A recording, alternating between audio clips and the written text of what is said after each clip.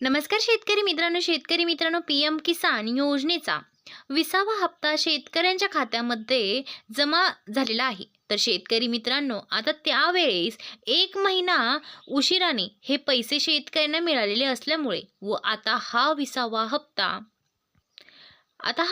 हप्ता खात्यामध्ये जमा होऊन सुद्धा साधारणपणे 2 ते 2.5 महिने झाल्यामुळे केंद्र सरकारने यावेळेस पीएम किसान योजनेचा येणारा 21वा हप्ता थोडा लवकरच देण्याचा निर्णय घेतलेला आहे.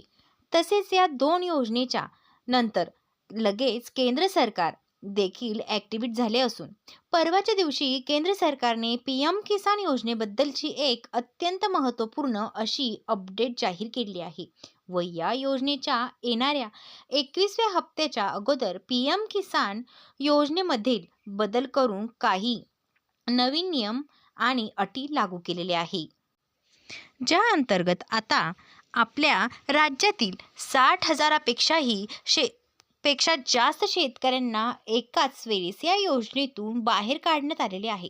व ही प्रक्रिया केवळ या योजनेचा येणारा 21वा हप्ता वाटप करण्यासाठी करण्यात आलेली असून नुकत्याच काही दिवसात तुम्हाला या योजनेच्या येणाऱ्या 21व्या हप्त्याचे 2,000 रुपये देखील तुमच्या आधार संकलन बँक खात्यामध्ये केंद्र सरकारच्या माध्यमातून जमा करण्यात येणार आहे असल्याची मोठी माहिती समोर आलेली आहे.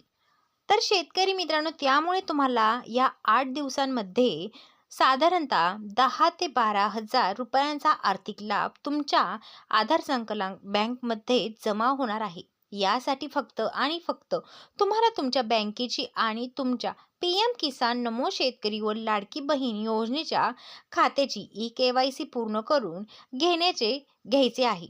तर शेतकरी मित्रांनो, व खटाखट एका पाठोपाठ एक असे योजनेचे हप्ते बँक खात्यामध्ये जमा करून घ्यायचे आहे.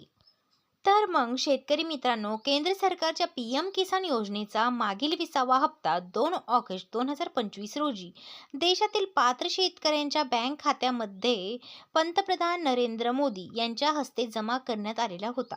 व आता हा हप्ता वाटप करत्या वेळेस ही अत्यंत महत्त्वाची गोष्ट म्हणजे या हप्त्याच्या वेळेस महाराष्ट्र राज्यातील 60,000पेक्षा जास्त शेतकऱ्यांना 2,000 रुपयांचा आर्थिक लाभ दिला नव्हता. तर शेतकरी मित्रांनो, त्यावेळेस राज्यातील शेतकऱ्यांकडून नेमका आम्हाला हा हप्ता का देण्यात आला नाहीये व तो आम्हाला मिळणार आहे की नाही अशा प्रकारचे प्रश्न विचारण्यात येत होते. परंतु आता याच प्रश्नांचे उत्तर मिळालेले असून स्वतः केंद्र सरकारने याबाबतची अपडेट परवाच्या दिवशी म्हणजेच 9 सप्टेंबर रोजी जाहीर केलेली आहे. तर मग केंद्र सरकारने जाहीर केलेल्या शासन निर्णयानुसार सर्वात आधी पीएम किसान योजनेअंतर्गत महिलांना प्राधान्य देण्यात येणार असून आता यापुढे कुटुंबातील केवळ महिला प्रतिनिधीलाच पीएम किसान योजनेच्या हप्त्याचा लाभ केंद्र सरकारच्या माध्यमातून वितरित करण्यात येणार आहे. म्हणजे जर कुटुंबातील पती आणि पत्नी, मुलगा आणि सून आणि आई आणि वडील किंवा लेक आणि कोणाच्याही नावे जमीन असली तरी पण केवळ एकाच लाभार्थ्याला आता यापुढे पीएम किसान योजनेचा आर्थिक लाभ मिळणार असून इतर सर्व लाभार्थ्यांना योजनेतून अपात्र करण्यात येणार आहे.